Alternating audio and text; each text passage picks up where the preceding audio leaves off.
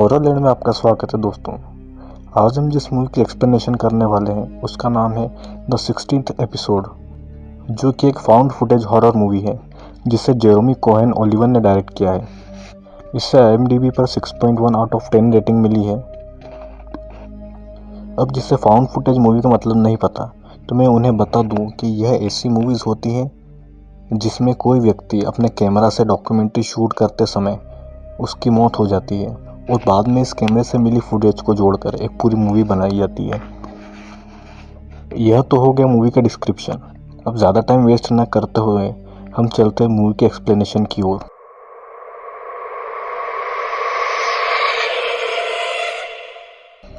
Movie की शुरुआत में हम 3 यूट्यूबर्स को देखते हैं जो अपने चैनल परमानेंट रेसिडेंट पर ट्रैवलिंग व्लॉग बनाते हैं। चैनल की होस्ट हेलन अपने कैमरामैन मार्क और साउंड टेक्नीशियन इनार के साथ ब्राज़ील के स्लम एरिया में अपना व्लॉग शूट कर रहे होते हैं। तभी वहाँ एक छोटा बच्चा आता है और हेलन से उसका सेलफोन छीनकर भाग जाता है और तीनों उस बच्चे के पीछे भागते हैं। बच्चा गलियों से भागते हुए एक घर में जाकर रुक जाता है और ये तीनों भी उस बच्चे के पीछे इस घर में आकर रुक जाते हैं। तभी दरवाजे के पीछे से वहाँ का एक लोकल गैंगस्टर निकल कर आता है। कैमरामैन इस पूरे सीन को कंटिन्यू रिकॉर्ड कर रहा होता है अपने व्लॉग को और इफेक्टिव और व्यूज़ बढ़ाने के लिए, जो कि उस गैंगस्टर को बिल्कुल पसंद नहीं आता है। साउंड टेक्नीशियन इनार उस गैंगस्टर से हेलन का सेलफोन मांगता है और वह देने से इनकार कर देता है। वह गैंगस्टर मार्क से कहता है या तो कैमरा उससे दे दे या अपनी जान गवा बैठे। तभी हेलन अपने दोस्तों को बाहर जाने के लिए कहती है और अकेले उस गैंगस्टर से उसी की लैंग्वेज में बातें करती है, जो कि बहुत ही वियर्ड था। और वह गैंगस्टर डर कर उसे कैमरा और सेलफोन दोनों वापस कर देता है। अब सीन चेंज होता है और तीनों कार में बैठे होते हैं। यह हेलन अपने वीडियोस पर आए व्यूज़ को लेकर थोड़ा टेंस्ड होती है और ये लोग अपना 16th व्लॉग यानी कि 16th एपिसोड प्लान करते हैं, जो कि मोरक्को के एक शहर कैसाब्लांसा में शूट किया जाना था। कैसाब्लांसा पहुंचकर ये लोग एक पूरा के पूरा घर रेंट पर लेते हैं, जिसकी ओनर एक बूढ़ी महिला होती है जिसका नाम मिस फ्रेंगर था। अब ये तीनों घर के अंदर जाते हैं जहां मिस फ्रेंगर उनका वेलकम करती है और हेलन के गले में एक पेंडेंट को नोटिस करती है और हेलन से उस पेंडेंट के बारे में पूछती है, जिसके जवाब में हेलन कहती है कि ये पेंडेंट इविल स्पिरिट से उसको दूर रखता है। मूवी आगे बढ़ती है और मिस फ्रेंगर तीनों फ्रेंड्स को घर दिखाती है। अचानक एनार मिस फ्रेंगर से पूछ लेता है कि इस घर का रेंट इतना सस्ता क्यों है, जिस पर मिस फ्रेंगर कहती है उनके बेटे डेनियल की मौत के बाद यह घर खाली रहता था और यहाँ कोई भी आता जाता नहीं था। मिस फ्रेंगर सभी को घर दिखा रही होती है। तभी मार्क कैमरा लेकर घर के दूसरे हिस्सों की तहकीकात करने निकल पड़ता है, जहाँ उसे पूरे घर में अजीबोगरीब चीज़ें दिखाई देती हैं, जैसे टूटा हुआ शीशा, डिस्टर्बिंग पेंटिंग्स और किचन में मंडराती मक्खियाँ।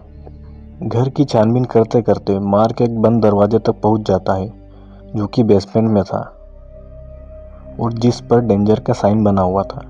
तभी वहाँ अचानक से मिस फ्रेंगर आ जाती है और बताती है कि अंदर खराब जनरेटर पड़ा है, इसलिए उसने यहाँ पर ये बोर्ड लगाया हुआ है, और मार्क को अजीब तरह से टच करती है, जिसे इनार भी देख लेता है और मिस फ्रेंगर यहाँ से अपने रेसिडेंशियल हाउस चली जाती है।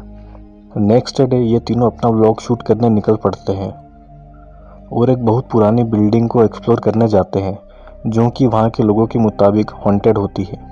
लेकिन वहाँ पहुँचने पर वहाँ की गवर्नमेंट ऑफिशियल्स उन्हें वीडियो शूट करने की परमिशन नहीं देते हैं और ये तीनों एक स्ट्रीट रेस्टोरेंट पर जाते हैं, जहाँ एक वेंडर से हेलन एक पर्पल गाउन खरीदती है और वहीं इन्हें एक लोकल गाइड मिलता है जिसका नाम अब्दुल लतीफ़ होता है और वे उन्हें अगले दिन लोकल मैरिज सेरेमनी में ले जाने की बात करता है। अगले दिन सभी लोग वेडिंग सेरेमनी में जाने के लिए रेडी होते हैं। हेलन ने भी वही ट्रेडिशनल गाउन पहना था जो उसने उस वेंडर से खरीदा था। अब्दुल लतीफ़ तीनों को कार से उस शादी में ले जा रहा होता है। तभी इनार को शक होता है ये कोई गाइड नहीं है और दोनों में लड़ाई हो जाती है। अब्दुल लतीफ़ अपना ID कार्ड दिखाता है, जिससे इनार गिल्ट फील करता है और सब शादी में पहुंच जाते हैं। शादी में पहुंचने के बाद वे सभी लोग देखते हैं कि ये यहाँ पर वेडिंग तो कहीं से कहीं तक नहीं होती है, बल्कि एक कल्ट के लोग अपने डांस के ज़रिए कोई रिचुअल परफॉर्म कर रहे होते हैं और वे हेलन को भी डांस के लिए इनवाइट कर लेते हैं, डांस के दौरान ये लोग हेलन से उसके गले का पेंडेंट निकाल लेते हैं, जिसका किसी को पता नहीं चलता। वेडिंग से लौटने के बाद मार्क और एनार बैठकर रिकॉर्डिंग चेक कर रहे होते हैं। तभी उन्हें हेलन के कमरे में से एक डरावनी आवाज़ आती है, जिसका पता करने वे हेलन के कमरे में जाते हैं, जहां पर हेलन बाथरूम में खून की उल्टियां कर रही होती है। अगले ही दिन तीनों अपने व्लॉग को रिकॉर्ड करने के लिए बाहर जाते हैं और कार में एनार मार्क को बताता है कि अब्दुल लतीफ़ नाम का कोई भी गाइड कैसाब्लांका शहर में रजिस्टर्ड ही नहीं है। ये तीनों अपनी रिकॉर्डिंग की तैयारी करते हैं। हेलन फिर से होस्ट करती है। तभी शूट के दौरान ही उसकी नाक से खून बहने लगता है और हेलन अजीब तरीके से हंसने लगती है।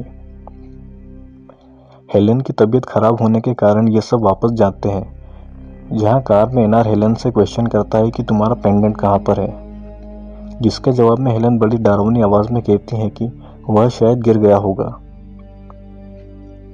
यहाँ पर सीन कट होता है। सभी अपने रेंट पर लिए घर पर पहुंच जाते हैं।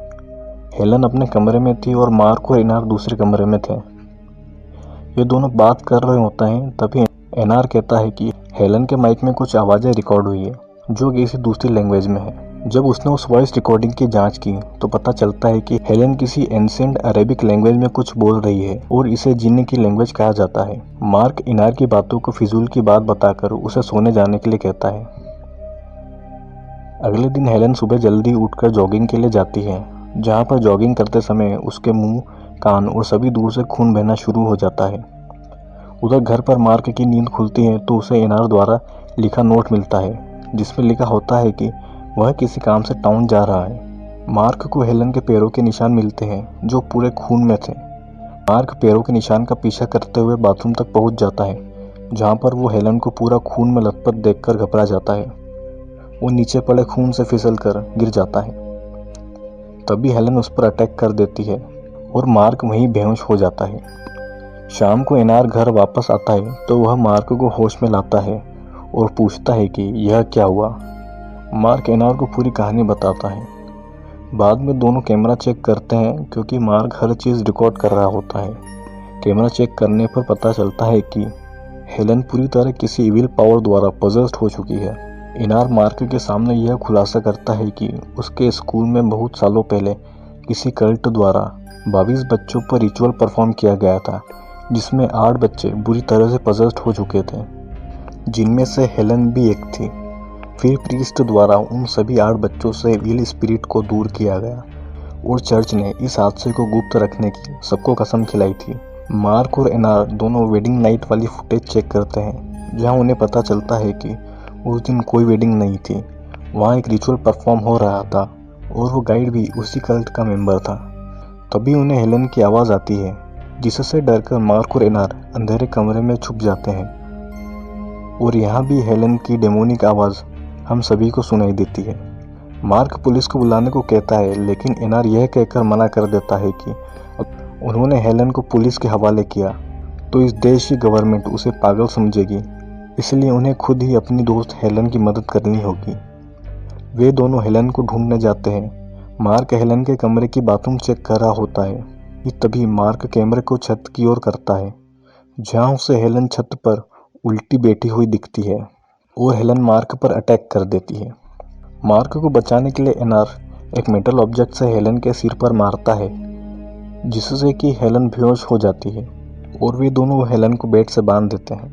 मार्क और एनार हेलन का काइंड ऑफ एक्सॉर्सिज्म करने की कोशिश करते हैं, जो कि उन्होंने सिर्फ मूवीज में देखा होता है।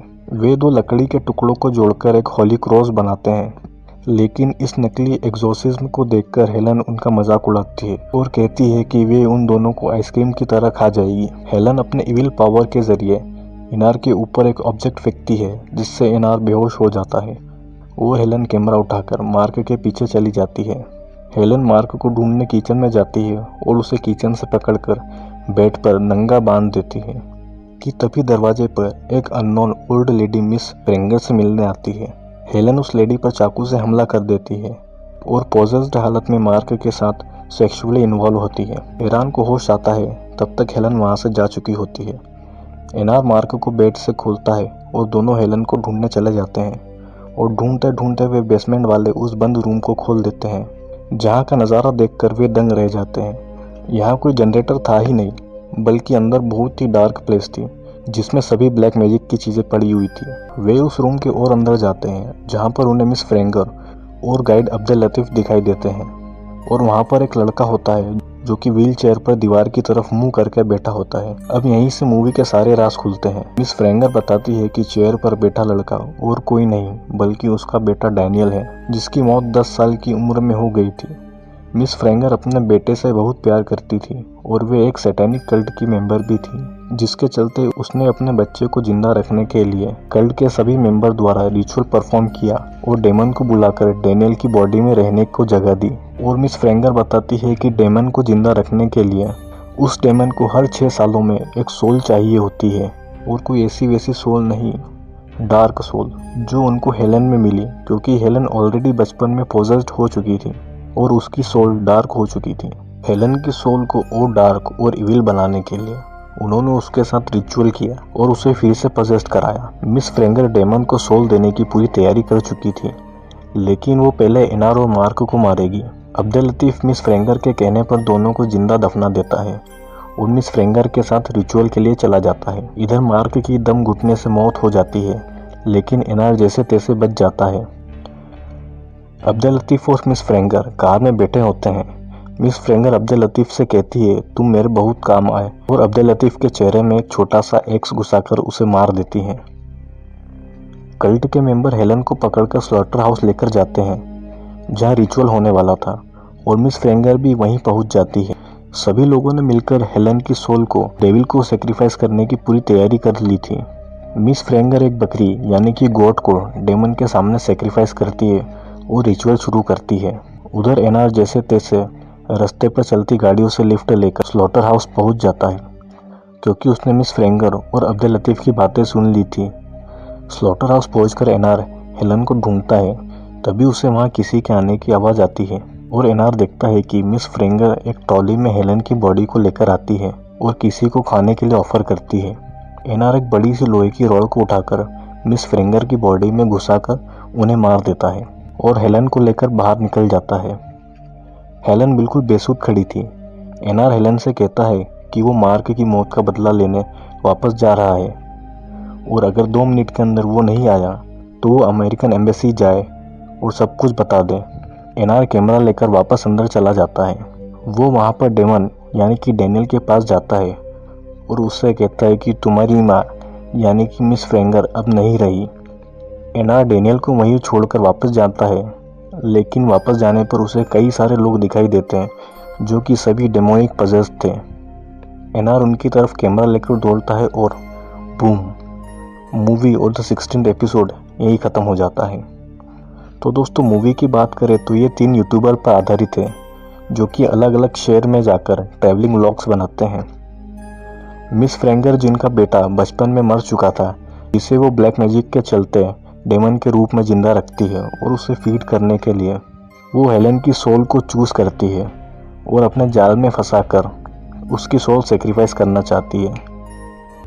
दोस्तों, कहानी सिंपल सी है, और आपको अभी भी कुछ डाउट्स हो तो कमेंट में पूछ सकते हैं। और भी सारी मूवीज़ एक्सप्लेनेशन के लिए हॉरर लैंड को सब्सक्राइब करें और वीडियो लाइक ज़रूर करें।